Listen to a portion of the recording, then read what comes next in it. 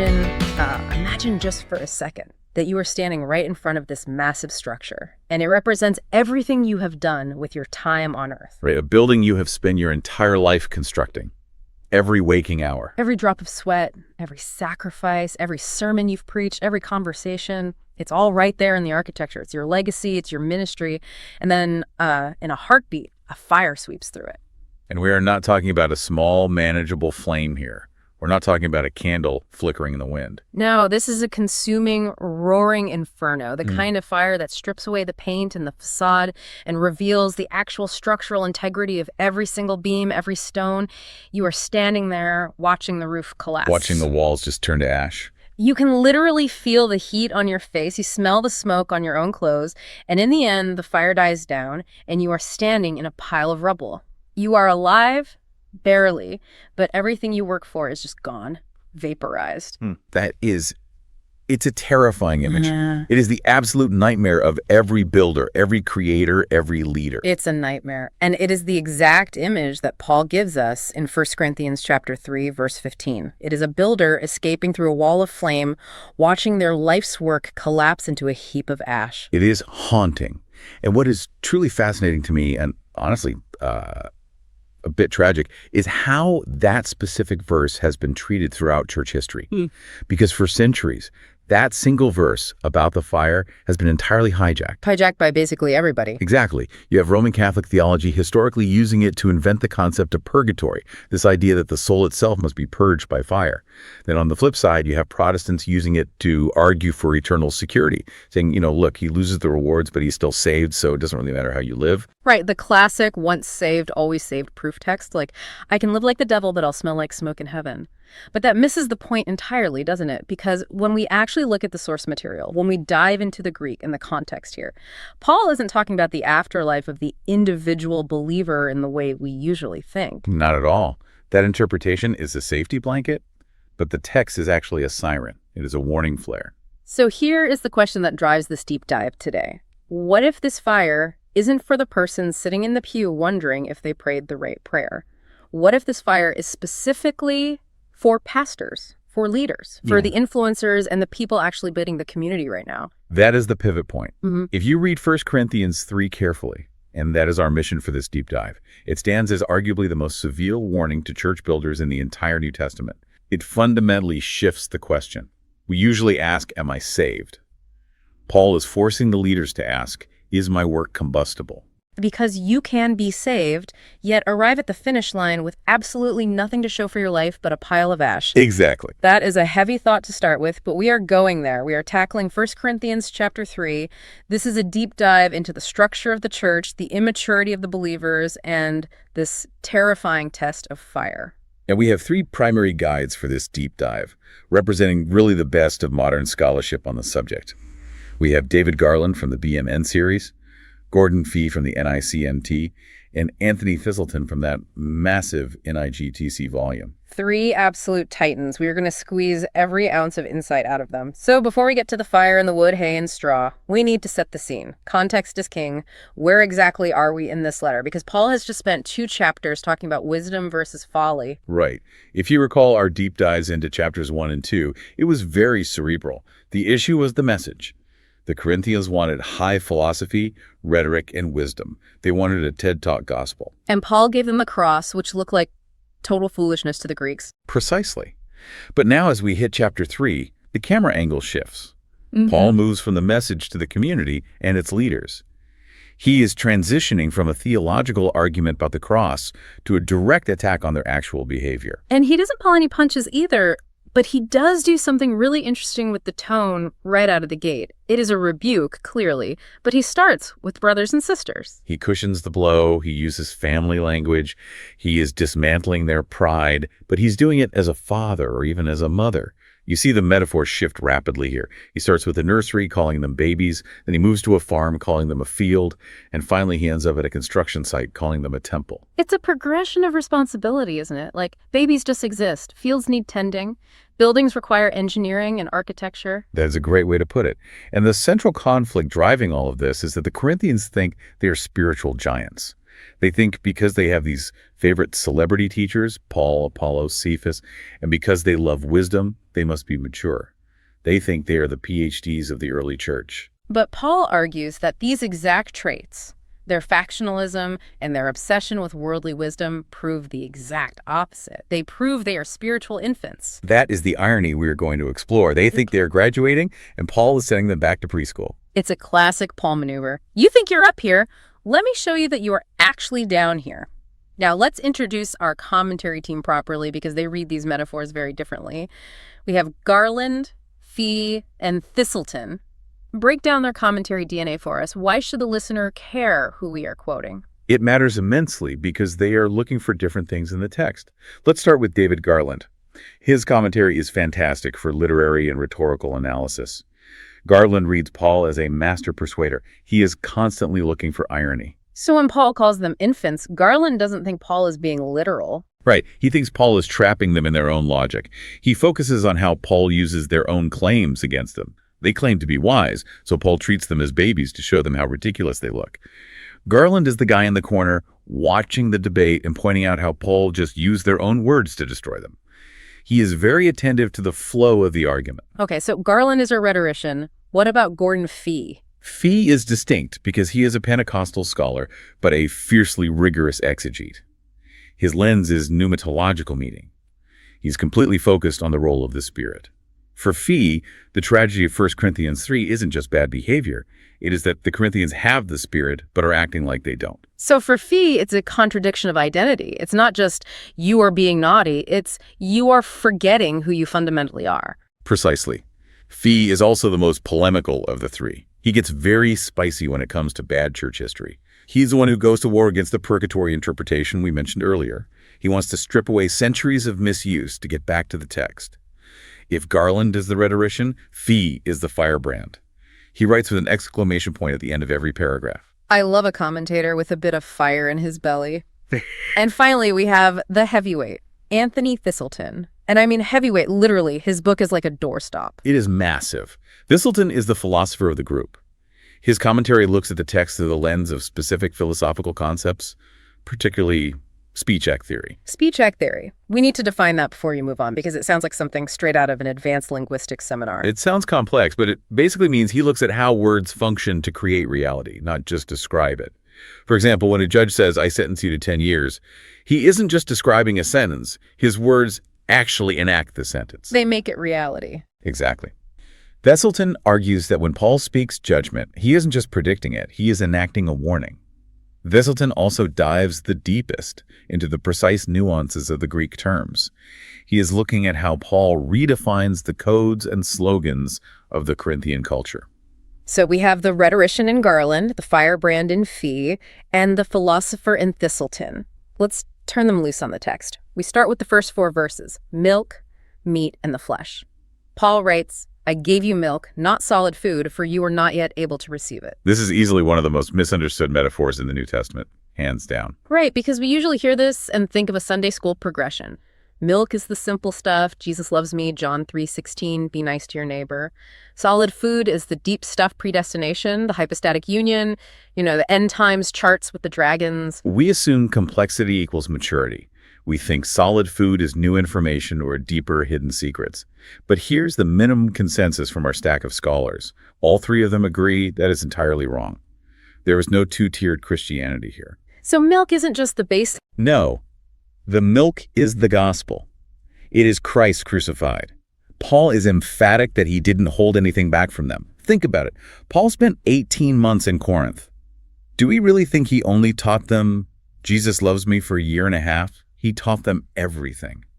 That is a fair point. So what is the solid food then, if it isn't new theological data? The solid food isn't a secret Gnostic wisdom or a graduate-level theology course. Solid food is simply the application of the cross to their actual lives. It is the ability to take the gospel and let it reshape your behavior. That is a huge distinction. It is not about volume of knowledge. It is about depth of integration. Garland points out that in chapter 2, Paul says he speaks wisdom among the mature, but that wisdom is still the cross. The difference isn't the content, it's the digestion. The Corinthians want to talk about high philosophy, but they can't even get along with each other. They have indigestion. They're spitting up the milk. So they don't need more knowledge. They need to actually live out what they already know. That hits hard. It means you can memorize the entire Bible and still be on milk if you were a jerk to your neighbor. Precisely. You can be a brilliant theologian with an infantile spirit. And this brings us to a major Greek word, showdown. Paul calls them fleshly or carnal. In verse 1, Paul uses the word sarkinos, and in verse 3, he uses sarkikos. They look almost identical, just a one-letter difference in the suffix, sarkinos versus sarkikos. They do, but our scholars have an absolute field day with this. This is where diving deep really earns its keep, because your standard English Bible often translates them both as fleshly or carnal, totally masking the shift Paul is making. Break it down for us. What is the difference between the two? Garland sees a distinction based on the suffixes. Sarkinos typically means made of flesh. Think of a wooden table. It is zilinos, made of wood. Sarkinos implies weakness, fragility, being human. It is the condition of mortality. It isn't necessarily sinful. It is just the state of being a creature. Okay, that makes sense. And sarkikos? Sarkikos means characterized by the flesh. This implies ethical failure. It is not just what you are made of. It is how you are acting. It suggests a sinful orientation of the will. So sarkinos is I'm only human, and sarkikos is I am acting sinfully. Roughly, yes. Garland argues that when Paul calls them infants in verse 1 using sarkinos, he is being highly ironic. He is saying, you act like you were just made of meat, like you don't have the Spirit at all. He is granting them the excuse of being new believers in verse 1, only to violently pull the rug out in verse 3. But Fee takes a harder line on this, doesn't he? I can feel the firebrand warming up. Fee is much harsher here. He argues that even the first word, sarkinos, is a deliberate insult in this context. You have to remember, the Corinthians claimed to be pneumatikoi spirit people. They thought they had arrived. They thought they were living on a higher plane of existence. Paul looks at them and says, no, you are acting like psychikoi mere natural human. Ouch! That is a massive demotion. It's a huge demotion. Fee emphasizes that being human isn't a sin. Jesus was human. But having the Holy Spirit and choosing to act as if you were merely human, that is a stark contradiction. It's like a bird choosing to walk everywhere and forgetting it has wings.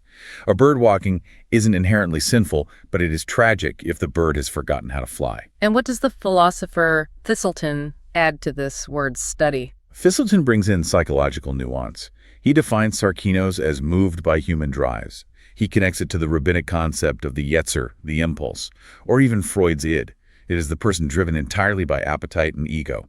He defines sarkikos as anti-God, or fundamentally self-centered. So for Thiselton, it is all about what drives you. Are you driven by the Spirit, or are you driven by your ego and your base appetites? Exactly. And the proof is in the fighting.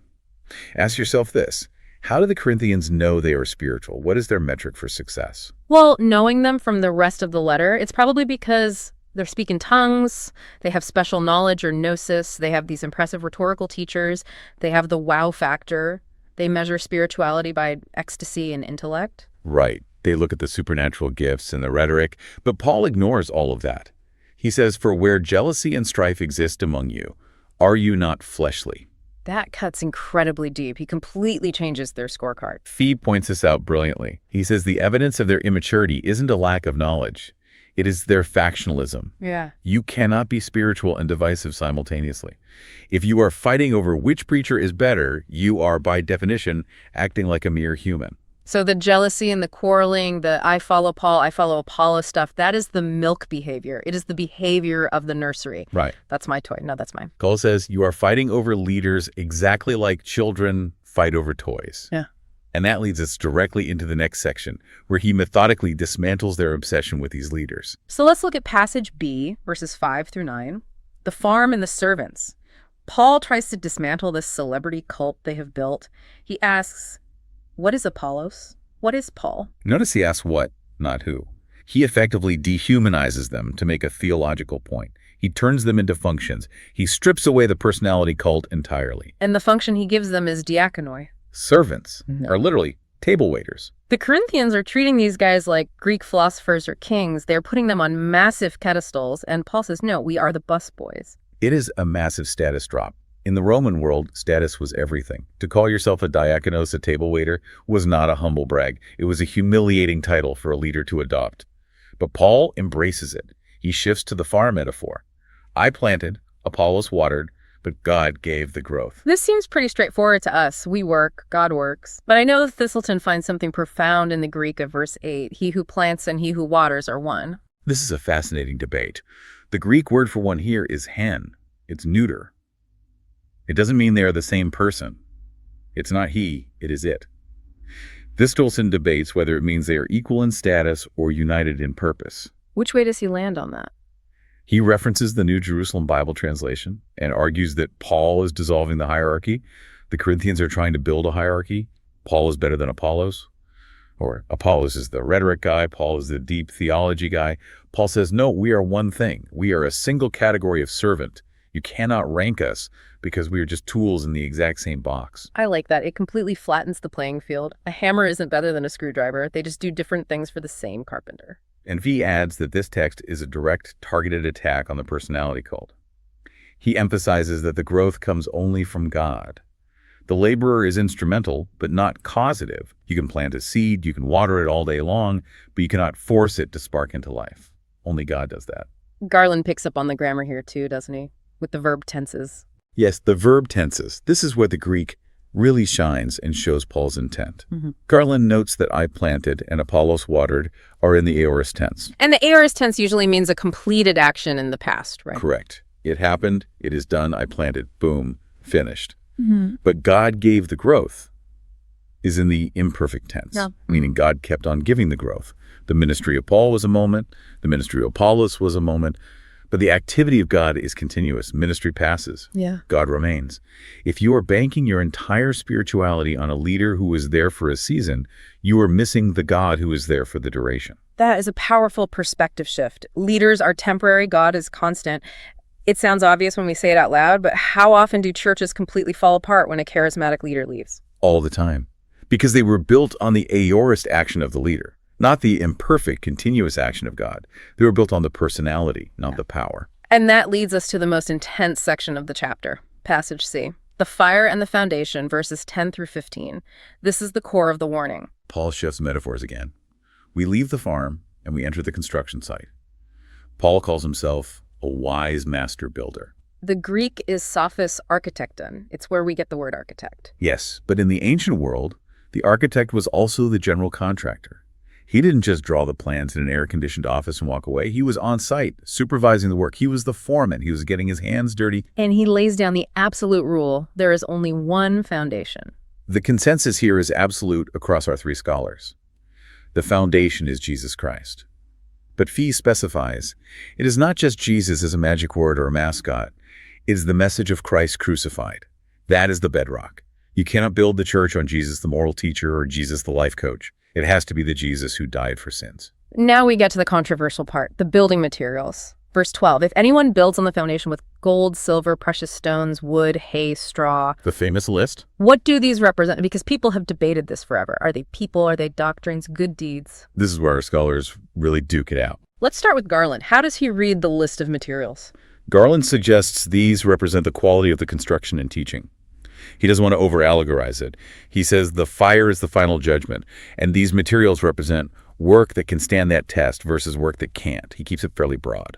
Okay, that's a pretty standard evangelical reading. What about Fee? Fee is very specific. He argues strongly that the building materials are doctrine and wisdom. Remember the context. Paul is fighting against worldly wisdom. So gold, silver, precious stones represent the gospel, the true wisdom of God. Wood, hay, straw represents worldly wisdom, Sophia. So Fee says it is not about whether you gave money to the poor or helped old ladies across the street. It's not about your personal ethical checklist. Correct. Fee is adamant. This is not about individual good deeds or ethics. It's about how the church is built. Are you building the church on the gospel, the gold? Or are you building it on pop psychology, entertainment, and clever rhetoric, the straw? That is a conviction-level distinction. It means you can have a massive church, thousands of people, but if it was built on cleverness rather than the cross, it is just a massive pile of straw waiting for a match. Exactly. And Thiselton takes a slightly different angle here. He rejects complex allegory altogether. He looks to the archaeological evidence of the time. In Corinth, you had these magnificent marble temples. literally adorned with gold and silver and precious stones, and right next to them you had shantytown structures made of thatch and mud. So the contrast was incredibly visual for the original audience. It was their everyday skyline. It was their skyline. Thiselton also brings in ancient Roman building contracts, which is a brilliant insight. Building contracts, how does that fit in? In the ancient world, building contracts often included specific liability clauses for fines if the work was shoddy. If you used bad mortar or cheap stone, you had to pay a penalty. Thiselton says Paul is using this legal imagery. It is simply combustible versus non-combustible.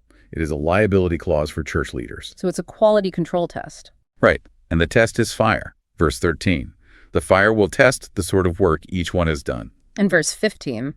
If the work is burned up, the builder will suffer loss, but will be saved, yet only as through fire. Here is the absolute showdown on purgatory. I imagine Fee has some very strong feelings about this. Oh, he does. Fee says this text has suffered much in the church.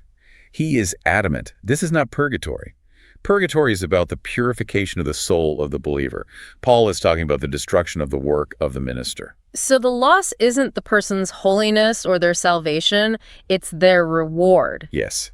The loss is the reward for labor. Imagine working for 40 years to build a company. You put everything you have into it, and on the exact day you retire, it goes totally bankrupt. You are still alive, you still have your basic pension, your salvation, but you have absolutely nothing to show for your career. That is the loss.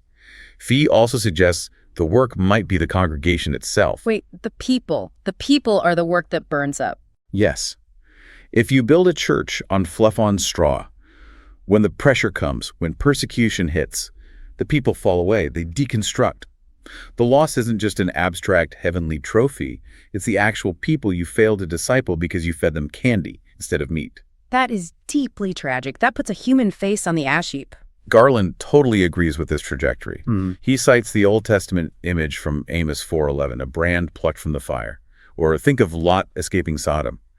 It is not a cleansing process where the fire gently burns away your sin and makes you shiny and pure. It is a narrow escape. You run out of the burning house with the shirt on your back and nothing else.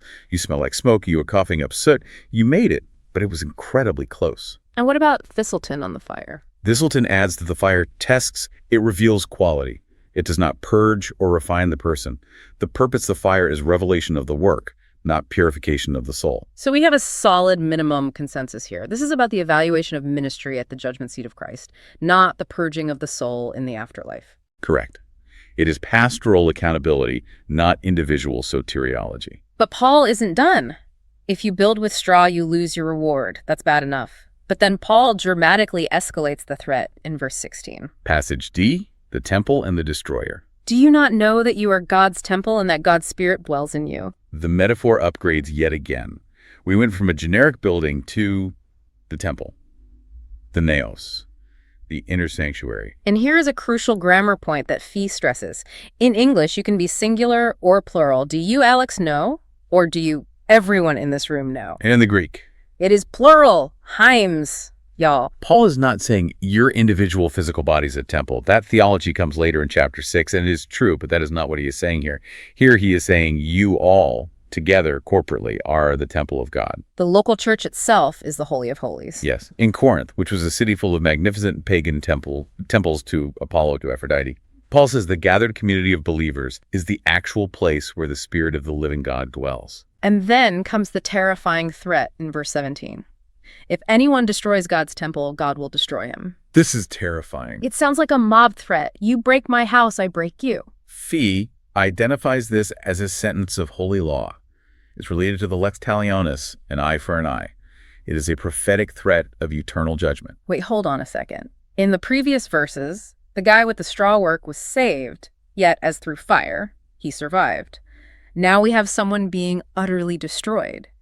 What is the difference between these two builders? That is the critical distinction we have to make. Thiselton helps us here. The person with the straw in the previous section was a bad builder. They tried. They were sincere, perhaps, but they used the wrong materials, worldly wisdom. They were incompetent or misguided. But this person in verse 17, the one who gets destroyed. This person is a destroyer. They aren't building poorly. They're actively tearing down. How do you destroy the temple? Do you burn the physical building down? Do you bring in blatant heresy? By dividing it. This is where Thiselton uses his speech act theory. By creating factions, by saying, I am of Paul, you are of Apollos, they are literally tearing the bricks of the temple apart. Thiselton calls it sacrilege. To damage the unity of the church is to directly attack the dwelling place of the Spirit.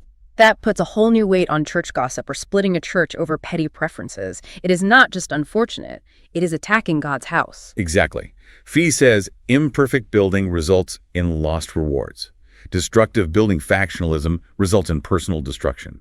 It is a severe warning to the ringleaders of the factions. You think you are building a movement? No, you are destroying God's house, and God will not let that stand. That is incredibly heavy. It suggests that God takes unity far more seriously than we typically do. We tend to think doctrinal purity is the highest virtue, but Paul seems to suggest that unity is actually a form of purity. It absolutely is. A divided temple is a defiled temple. Let's move to the conclusion of the chapter, verses 18 through 23. Passage E, the cosmic inventory. Paul wraps up his entire argument here by flipping the world upside down one more time. He says, "Let no one boast in men, for all things are yours." This is the grand reversal of the Corinthian slogans. Remember, they were going around saying, I belong to Paul. It was a claim of ownership and status. I belong to the smart guys, so I am smart. And Paul basically says, no, you don't belong to Paul. Paul belongs to you. Thiselton points out the Stoic background here, which is brilliant. The Stoics, who were one of the dominant philosophical schools of the time in that region, had this famous saying that the wise man owns the universe because he's totally self-sufficient. He needs nothing, so he effectively has everything. So Paul is intentionally borrowing a well-known Stoic slogan. He's co-opting it and completely flipping the code. Yeah. He says you own everything, not because you are self-sufficient like a Stoic philosopher, but because you belong to Christ, and Christ belongs to God. It's a cosmic chain of command. You, then Paul and Apollos, then the world, then Christ, then God. Right. Garland highlights the sheer irony of their behavior. They are boasting about belonging to men, Paul and Apollos, who are actually just their servants. It's like Prince bragging to everyone that he belongs to the butler. Paul says, the butler works for you, and you belong to the king. Fee adds an eschatological layer to this list too, doesn't he? World, life, death, things present, things to come. Yes. Fee calls these the tyrannies of existence. Life, death, the unpredictable future. These are the things that terrify us as humans. They usually own us. We are slaves to the fear of death. We are slaves to the uncertainty of the future. But Paul says, because you are in Christ, these tyrannies have been permanently stripped of their power. They actually serve you now. How does death serve us? That sounds paradoxical. Death is no longer a master. It is a servant that simply opens the door and brings you to Jesus. The future is no longer a threat. It is your guaranteed inheritance. That is breathtaking theology. All things are yours. It completely dissolves the need for petty factionalism. Why fight over a crumb when you own the entire bakery? Precisely. Why fight over whether Apollos is a better speaker than Paul when you literally own the cosmos in Christ? So we have been through the text. We have heard from Garland, Fee, and Thiselton. It is time for the commentary showdown. Who won the round on 1 Corinthians 3? This is a tough one because they all bring something incredibly vital to the table. Who takes the prize for theological clarity? I have to give that to Gordon Fee.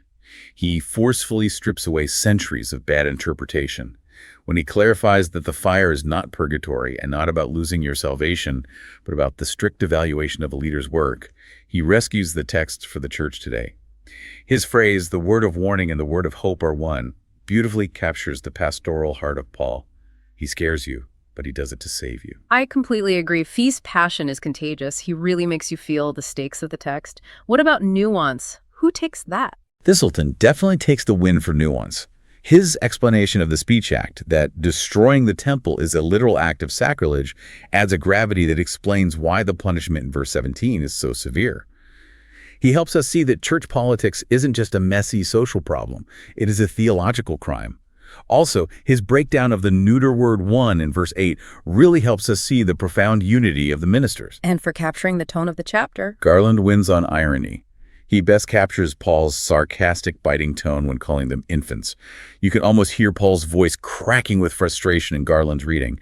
He shows us that Paul isn't just neutrally teaching, he is actively dismantling their inflated egos. And I have to quote Fee's memorable takedown one more time, because it is just too good. The Corinthians do not need a change in diet, but a change in perspective. That sums up the milk versus meat debate perfectly. It really does. So let's synthesize this. What is the big idea of 1 Corinthians 3? If we boil all of this scholarship down to one controlling thought, what is it? I think it is this.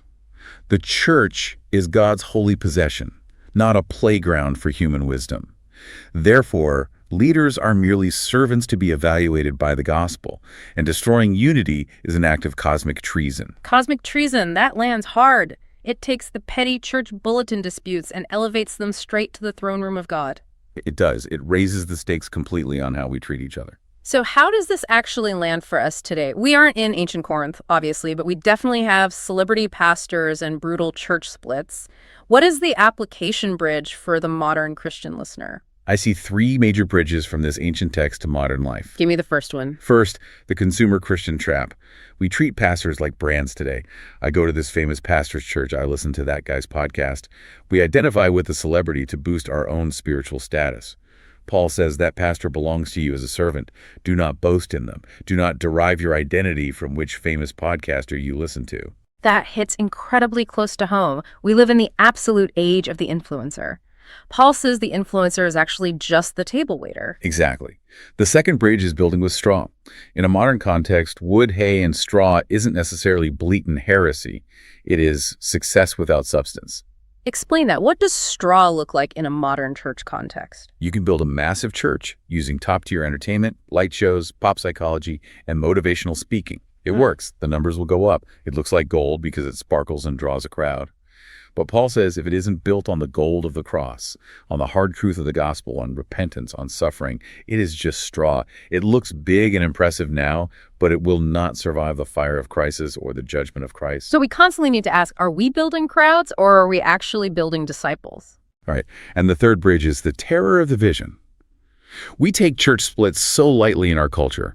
We leave churches because we don't like the music or the carpet color. Or worse, we stay and stir up trouble. We send the passive-aggressive email. We start the gossip chain. Paul calls that destroying the temple. If you are the person causing division in your local church, you are squarely in the crosshairs of God's judgment. That should make all of us tremble. It fundamentally changes the way you look at a tense church business meeting, doesn't it? It certainly should. It means unity isn't just a nice, warm idea. It is a survival strategy. This has been a heavy but incredibly necessary deep dive. As we close, I want to leave you with a final thought to chew on. Go back to that vivid image of the fire we started with. Imagine the fire of God's judgment came down on your local church or your own personal ministry today, right now. Imagine it burned up everything that was just a social club, everything that was just a personality cult, everything that was just entertainment or just habit. When the smoke finally clears, what, if anything, would be left standing in the ashes? Would the cross be there? Would genuine discipleship be there? Or just a pile of soot? It is the ultimate quality control question for anyone who calls themselves a Christian leader. And next time in chapter 4, Paul doubles down on this. Now that we know leaders are just servants, how exactly should we judge them? And why does Paul say he doesn't even judge himself? We will find out in the next deep dive. Thanks for listening to Theology Brain. We will see you next time.